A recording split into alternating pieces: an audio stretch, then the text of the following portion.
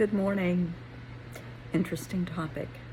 The importance of having conversations with your kids. Now, I do not mean the conversation, this is why you need to do the dishes, this is why you need to pick up your room. No, we're beyond that. I have been working with a lot of families lately in the UK and here in the States, and kids are kids. And for the most part, parents are parents. Keep in mind, you have learned your parenting skills from your parents. Think about that for a minute. Could be good, could be bad. That's, you grew up watching this. In all likelihood, you are going to mirror those behaviors. You may not realize you're doing that, but I know this could be a holy crap moment. Oh my God, I'm becoming my mother. But sometimes that's good. Because as a parent, you can appreciate the logic behind they did what they did. And now, as an adult, I want you to think back on how you felt as a child when all of that was going on. Because as an adult, we have the advantage of being able to see both sides of the coin now, where the kids don't. Keep that in mind. Don't forget that. Now, the last thing your kids want to hear is, well, when I was your age, that right there, you're going to get the eye roll and they're walking away. You've lost them. So there is a way to keep dialogue going and to build trust. But it's a two-way street, and it has to be a two-way street. If possible, spend a lot of one-on-one time with your kids. Even if you have 4 or 5 kids, one can sit with you as you're starting dinner. You can sit with them when they're doing homework. When you tuck them in at night, take 15, 20 minutes. It's not long. And just spend one-on-one time talking about their day and how tomorrow's going to be better, or what you can do to make it better, or how much you love them. Those moments they're going to cherish those. Keep that in mind. Do not treat all your kids alike. They're individuals. That's not fair. Treat everybody as an individual. One may like pizza, one may like fish. One may like sushi, the other one likes burritos. Everybody's different. Everybody has their own likes and dislikes, and appreciate that. Treat them and respect them for who they are, not who you want them to be. I'm going to repeat that. Treat them and respect them for who they are, not who you want them to be. Not every child is great in math. Not every child likes to read. So keep that in mind. Don't say, oh, my eyes itching. Don't say, well, your sister's good in math. Your brother loves to read. Well, good for them. That's like saying, your sister loves to ice skate. Your sister loves ballet. Just because you're 145 pounds and, 5'7", why aren't you in ballet? Well, because the kid likes basketball or football, Keep it in mind. They're individuals. Do not have the same rules across the board. Basic rules, yes. Respecting each other, the basic house rules, sure.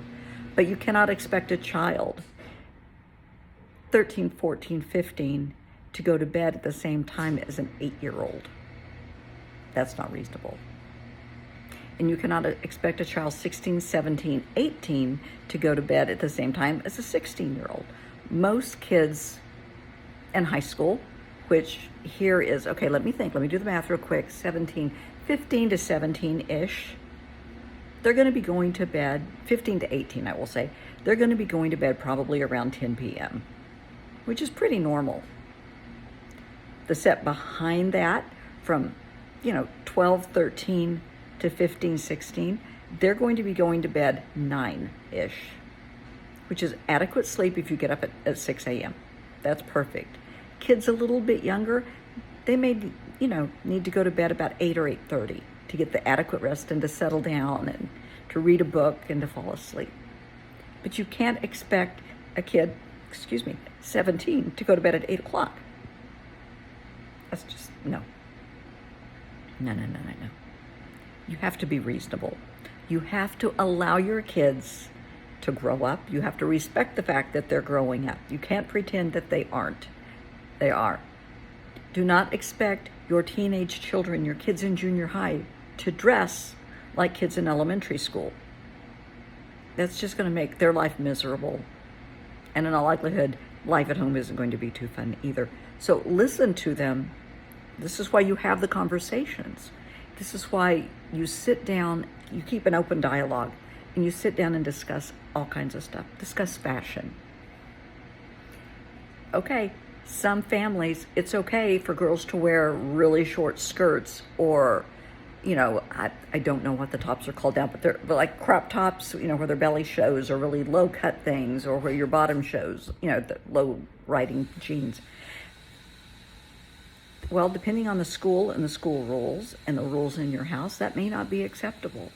And you can tell them, you cannot wear this type of clothes to school. Can't do it. I'm sorry. If you want to wear it on the weekends, if you want to wear it after school, but you cannot wear it to school. That's allowing them the opportunity to wear the clothes. You can't say, I don't ever want to see you in these. That allows them the opportunity to wear the clothes outside of school, but to still respect the rule. So it's a little bit of compromise. You will get pushback. When it comes to makeup, you're going to get pushback. And little girls, even in elementary school, they're going to start wearing makeup because they see the older kids. Give them lip gloss, even if it's just flavored chapstick. It's just, it's enough to make them feel grown up.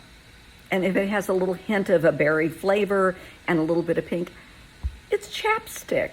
It's not lip gloss. It's not lip liner and lipstick. It's just lip gloss. That's safe. When they start junior high, you may have to change the rules a little bit. Maybe they can wear powder, like a powder foundation that blends with their skin. It's better than liquid foundation because powder's going to wear off during the day for the most part. And they can still, stay with a lip gloss or maybe go to a little different type of lip gloss. But maybe in your house, you're not ready for full-blown makeup until they're 16. But have the conversations. Listen to what they're saying. Listen. Respect it.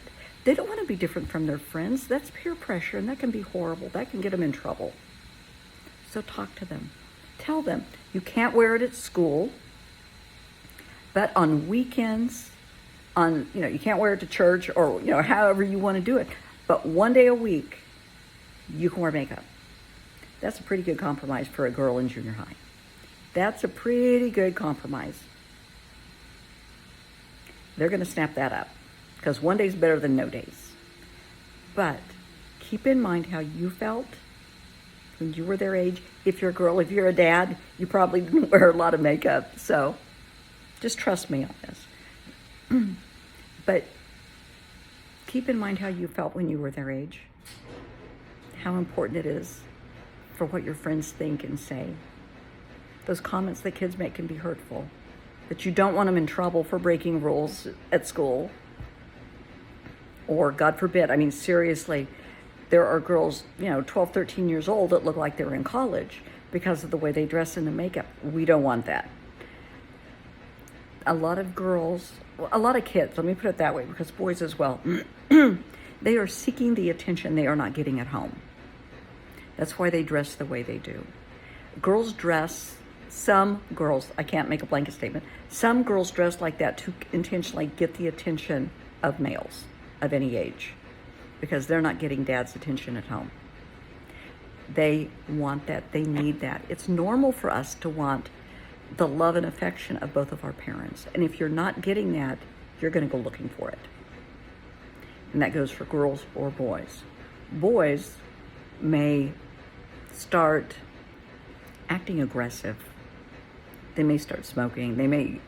There's all kinds of behaviors that boys will do trying to get the attention of the dad, showing how they're very masculine, they're very macho, they're very tough, hoping to get dad's recognition. And a lot of times that won't work. Keep that in mind. Kids are going to seek out what they're not getting at home. If you're not listening to them, if you're not talking to them, if you're not listening to their problems, they're going to go to a stranger. We don't want that to happen. If they don't feel heard, they don't feel appreciated, they're going to go somewhere else. No different than a couple, a husband and wife, or two people who are dating or involved. If you don't feel you're being heard and appreciated and respected, okay, fine, I'll go to somewhere, that I am. Same thing applies. So let's keep that in mind. Try to spend, like I was saying earlier, one-on-one time with your kids on Saturdays or Sundays, Friday evenings. Do something special with your child. If possible, have date night with your kid. Take them to dinner, take them for a pizza, take them to a movie, just whatever, just one-on-one where you can talk about all kinds of stuff. It's not just superficial sports or music or movies. You can talk to them about their day, what they're feeling, about their friends. Let them open up to you and don't judge them. My goal is to have your home a safe zone. I was very lucky with my son. We had great communication. And he knows to this day, he can come to me at any point in time and say, we need to talk. And I know that means, Mom, don't judge me, just listen. That's what you need. And as a parent, boy, that can be a tough one when they're in high school and college. But you have to get there. You have to get there where they feel safe enough to come to you and say, I have a problem. I'm worried. I have a concern. I'm hurt. My heart was broken. And they don't need your ridicule, your judgment, or your jokes. They need you to listen, to just sit quietly and listen. They may not want you to offer solutions. They just need you to listen and to love them. Bottom line. And for a parent, that's hard because our job is to make it better. Sometimes we're not supposed to make it better. They have to learn to make it better. Dialogue is important. Have the conversations, have date night. Sit and talk to them about anything they want to talk about. If this isn't working, if you're having a problem, and I'm doing this with several families right now, if there are issues in your family, I will be happy to mediate a conversation. And I know people are going to say, well, if I can't talk to my kid, I don't need a mediator to talk to my kid. Yeah, you might if they're not listening. There's a way to go about this. So I'm going to tell you what I do. And I did a video on this not long ago about compromise. Same basic principles. So we can do it Zoom, we can do it in person, whatever works. And I want everybody to get some paper and a pen or pencil. And I want everybody to write down their grievances. I want you to write down why you're upset, what your issues are. And I will sit there as they're doing it because I don't want somebody saying, oh, you need to write this down or you shouldn't say that. Write down your grievances, your problems, your issues. They get it all written down. Now, I want you to write something about every person sitting here. Obviously not me because they generally don't know me, but, I love my mom. I feel this way about this person and why. I love my mom because she makes breakfast every morning. I love my dad because he's funny. I love my mom because she listens to me, but not all the time, or she won't let me do X, Y, Z. Whatever. Let them write it down. Everybody's writing stuff down. And then I'm going to look at all of it. And there's going to be some common threads here. And we're going to pull out those common threads and we're going to discuss them. There are rules. No one can swear, call somebody out of their name. No yelling, no screaming, no getting up, walking away, no throwing things. No cursing. We're going to play nice. And we're going to use active listening, which means when somebody says, I don't like it when you don't take out the trash. The person that is hearing that says, I understand you don't like it when I don't take out the trash. And it makes you mad or however it makes the person feel. However, you ask me to take out the trash when I'm in the middle of my homework. You follow? So you're going to make a statement why you are upset, what you're upset about and why and how it makes you feel.